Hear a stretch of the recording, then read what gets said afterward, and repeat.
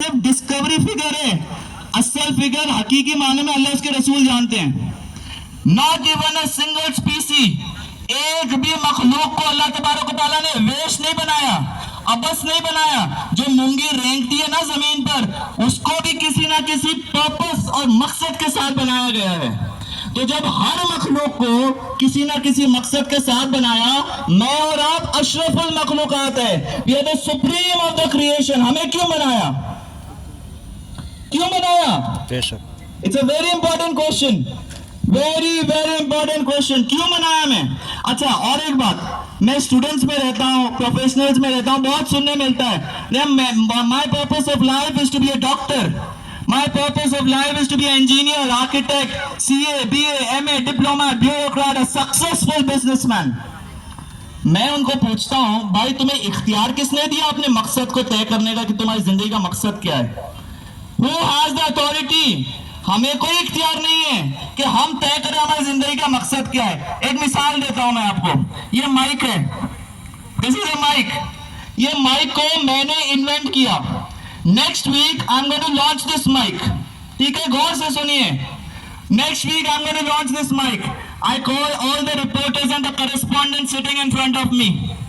अब मैंने माइक को लॉन्च किया, अगर रिपोर्टर्स या करेस्पॉन्डेंट्स को किसी किस्म का सवाल हो, if they want to know the specifications of the mic और the purpose of the mic, वो किसको पूछेंगे?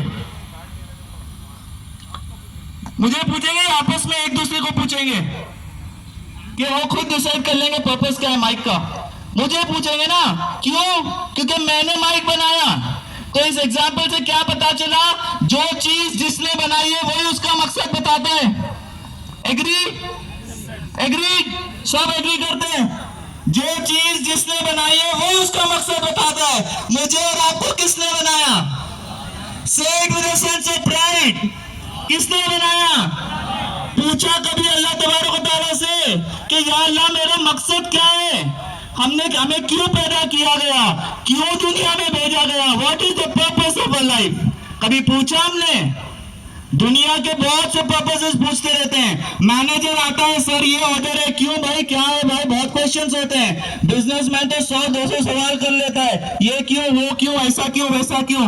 जिंदगी गुजार रहे हैं, कभी पूछा अपने रब को कि अल्लाह हम दुनिया में तो आए हैं, दुनिया में आने का मकसद क्या है? तो जब कभी पूछेंगे अल्लाह तबारक व तआला से, तो अल्लाह तबारक व तआला का जवाब आएगा कुरान पाक में। सूरह मुल्क में अल्लाह तबारक व तआला इरशाद फरमाता है, अल्लज़ी खलक़ल मौत वल हयात लियब्लुवकुम अय्युकुम अहसनु अमला। We have created death and life to assess you who amongst you does good deeds. हमने जिंदगी और मौत को इसलिए पैदा किया ताकि तुम्हारी जांच हो सके तुम में बेहतरीन अमल करने वाला कौन है। खेल कूद करने के लिए दुनिया में नहीं आए, खाए पिए मौज मस्ती हंसी मजाक खेल कूद दोस्तों की अय्याशियों में, दोस्तों के साथ घूमने के में, आसाइशों में जिंदगी गुजारने के लिए दुनिया में नहीं आए। We have come into this world to prepare ourselves for the hereafter.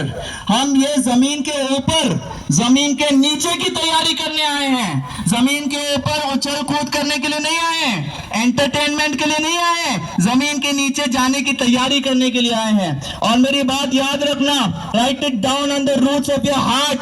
अगर हो सके write it down on the golden slate. जो बंदा ये दुनिया में आया, आखिरत की तैयारी किए बगैर चला गया, वो बेवकूफ इंसान है। I know this is very pinching statement, बहुत पिंचिंग स्टेटमेंट है, वेरी हार्ड टू डाइजेस्ट, क्योंकि हम समझते हैं इतनी दौलत आ गई, सक्सेसफुल बिजनेसमैन बन गए, फिर भी कैसे बेवकूफ हुए हम। मैं सबको बोल रहा हूं, you may be the best of the best doctor, you are the best of the best engineer, CA, BA, MA, diploma, bureaucrat, IAS, कोई भी हो, दुनिया में आया, आखिरत की तैयारी किए बगैर चला गया, he has lost his hereafter। उसको अक्लमंद नहीं कहा जाएगा। अच्छा, अगर मैं बेवकूफ कहूं तो शायद थोड़ा पिंची होगा।